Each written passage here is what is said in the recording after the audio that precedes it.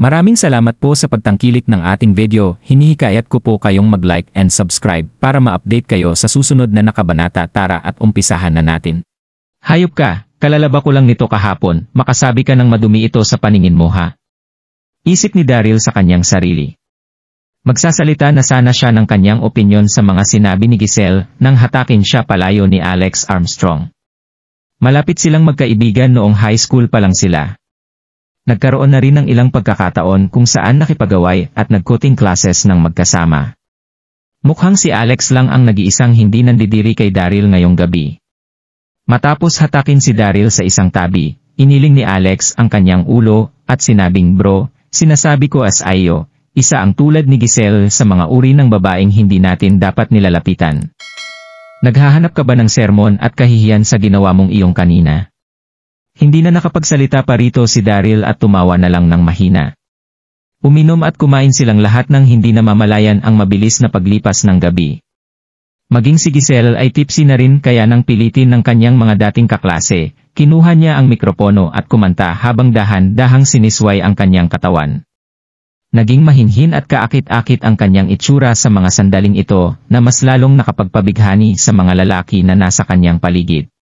Napakaganda talaga ni Giselle. Malalim na ang gabi nang magpasya silang umuwi. Hindi nakapunta sa reunion ang kanilang class teacher dahil magbigla itong kinailangang gawin last minute, kaya nagpasya silang magkaroon na lang muli ng pagkikita sa susunod na Monday. Habang papaalis, nagkandara pa ang mga lalaki sa kanilang klase na ihatid si Giselle pauwi. Pero agad itong sumakay sa kanyang Porsche at umalis nang makarating sa entrance na gumulat sa kanilang lahat. Napakaganda niya talaga. Bulong ni Alex sa tabi ni Daryl. Hindi na ako magtataka kung bakit mo nagawang tumabi sa kanya kanina. Wala akong pakialam kahit mabawasan pa ng 0 taon ang aking buhay kung makakasama ko naman siya ng isang gabi. Nanlalamig namang tumawa rito si Daryl. Kung ganoon, pinaplanong pumunta ni Giselle sa Platinum Corporation bukas para pumirma ng kontrata. Tamang-tama, isip ni Daryl dahil pinaplano niya ring pumunta roon bukas para tanggapin ang bago niyang posisyon bilang president ng kumpanya. Naputol ang kanyang pag-iisip nang biglang mag-vibrate ang kanyang cellphone. Natawa ang kanyang mga kaklase sa paligid nang marinig ang kanyang ringtone. Anong era na ba ngayon para makakita ako ng isang tao na gumagamit pa rin ng Nokia?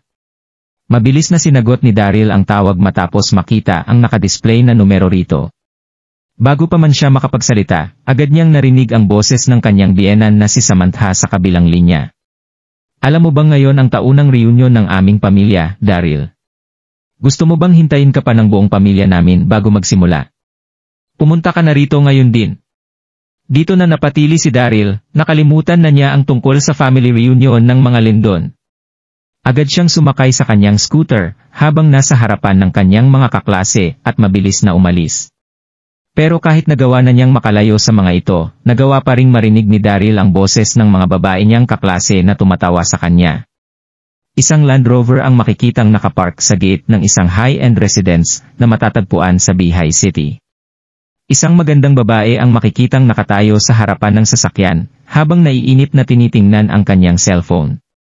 "Nakabalik na ako," sabi ng humihingal na si Daryl. Itinabi niya ang kanyang scooter at agad na tumakbo papunta kay Lily. Nagawa niyang makita na suot ng napagaganda nitong paa ang peres ng Worship of Crystal. Mukhang nagustuhan niya ang regalong ito na kanyang agad na isinuot para sa reunion.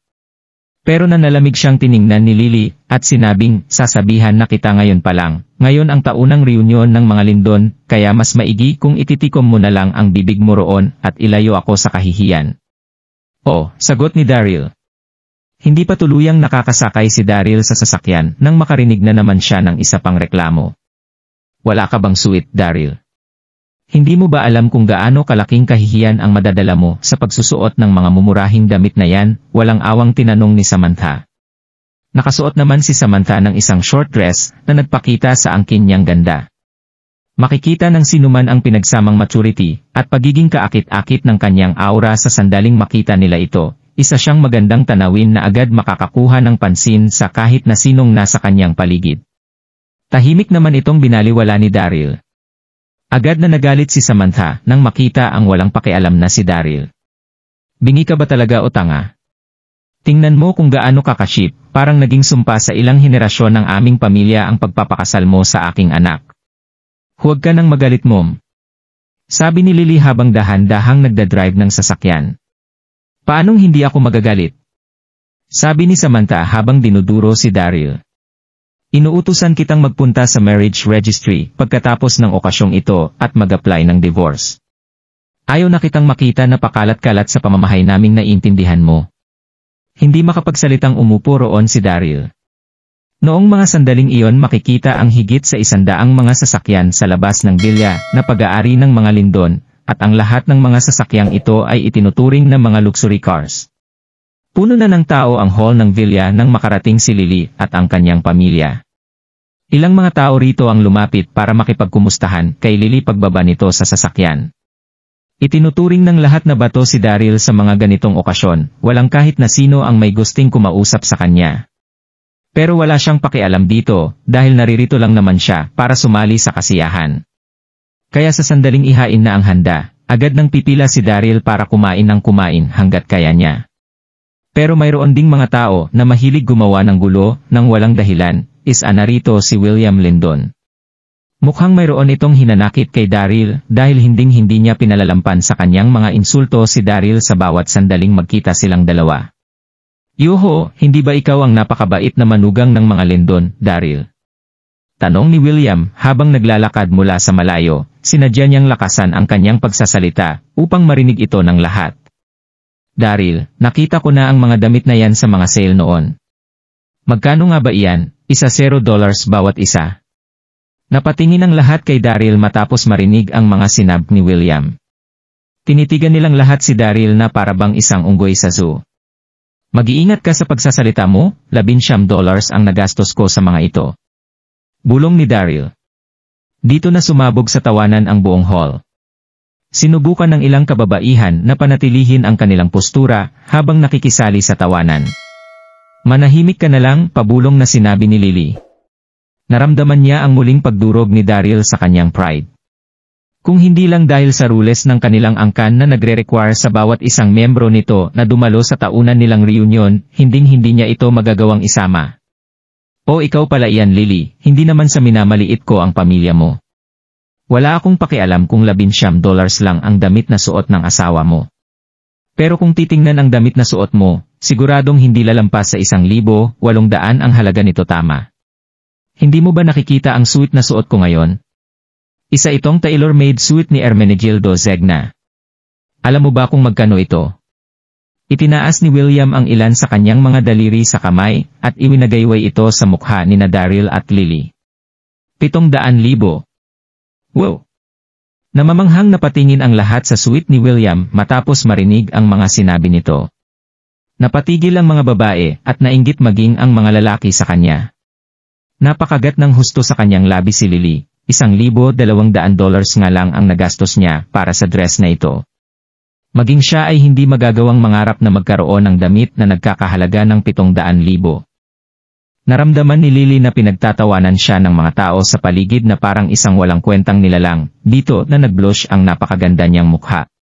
Nang biglang naglakad si Daryl papalapit kay William at hinawakan ng bahagya ang suot nitong suit. Nahihibang ka na ba? Agad na nagalit rito si William. Wala kang karapatan na hawakan ang suit na ito. Bahagyang ngumiti si Daryl at sinabing, mukhang ang damit na suot mo ang hindi nababagay para sa okasyong ito. Ang suit na ito ay dinisenyo ng kilalang Italian fashion designer na si Francesco Martin. Isa piraso lang ang kanyang ginawa na kasalukuyang nakadisplay ngayon sa Italian Fashion Museum. Kaya sigurado ako na isang replika lang ang suot mo ngayon, at hindi lang iyon, hindi pa naging maganda ang pagkakareplika nito. Mayroon isang nakausling sinulid sa kanang bulsa ng iyong suit, maaari mo na itong tanggalin ngayon. Kung tama ang computation ko, nagkakahalaga lang ng $200 ang suit na yan. Maging ang $1,200 dress na suot ng aking asawa ay mas makalidad kaysa sa suot mong suit ngayon. At ang inspirasyon pala ng suit na yan ay nagmula sa kanyang ama na si Petrarch na nagkaroon ng depresyon matapos malugi ng kanyang negosyo. Naramdaman niya na distorted ang mundo. Kaya ang stripes na makikita sa suit na ito ay sinadya niyang ilagay upang ipakita ang kanyang pananaw sa distorted niya ring realidad. Nagpatuloy sa pagsasalita si Daryl. Sa pagsusuot ng suit na yan sa okasyong ito, hinihiling mo ba na malugirin ang mga negosyong hawak ng mga lendon? Nakangiting sinabi ni Daryl. Hindi naging malakas ang kanyang pagsasalita, pero mabilis pa rin itong narinig sa loob ng hall. Katahimikan. Napuno ng katahimikan ang paligid. Nagulat ang lahat sa mga binitawan niyang salita, hindi sila makapaniwalang nagmula ang mga salitang ito sa bibig ni Daryl. Oo nga pala. Hindi naging demanding ang asawa ko sa kanyang mga susuotin, pero nabawi naman ito sa kanyang standard para sa isusuot niyang mga sapatos. Sunod-sunod na lumabas ang mga salita sa bibig ni Daryl. Ang mga heels na kanyang suot ay ang orihinal na Worship of Crystal. Kung hindi nyo pa ito naririnig, maaari nyo itong i-search online. Wow! Ang Worship of Crystal. Original nga ito. Napakaganda pala nito sa personal. Nasasabik ang lahat na nag-usap-usap sa paligid. Matataas ang pinagmulang estado ng mga babae na nasa loob ng hall na ito, kaya paano nilang hindi malalaman ang tungkol sa Worship of Crystal. Sapat na ang isang tingin para makitang original ang suot na pairs ng heels ni Lily. Ito ang Worship of Crystal na nagkakahalaga ng 30 milyon. Kahit sino pa ang tanungin mo, walang kahit na sino ang tatanggi rito. Agad na naging center of attraction si Lily ng lahat habang pinaulanan ng mga pagbati at paghanga mula sa mga taong nasa kanyang paligid. Hindi maiwasang mapatingin ni Lily kay Daryl. Sa 3 taon nilang pagsasama, ito ang unang beses na naramdaman niya ang pagiging lalaki ng basurang ito. Pero paano nalaman ni Daryl ang lahat ng impormasyon na kanyang sinabi kanina? Ang pangalan ng Italian designer at maging ang naging inspirasyon nito, siguradong ilan lang ang nakakaalam nito sa mundo. Matapos mag-isip ng kaunti, naniwala si Lily na baka palihim na sinearch ni Daryl online ang tungkol dito. Walang kabuluhan ang mga pinagsasabi mo. Sabi ni William habang nakaturo kay Daryl sa sobrang kahihiyan. Pak! Nang biglang sampalin ni Samantha si Daryl. Naging malakas ang pagsampal niyang ito kay Daryl kaya agad na natahimik ang lahat sa sobrang pagkagulat. Anong pinagsasabi mo, Daryl? Humingi ka ng paumanhin kay William ngayon din. Walang awa na sinabi ni Samantha.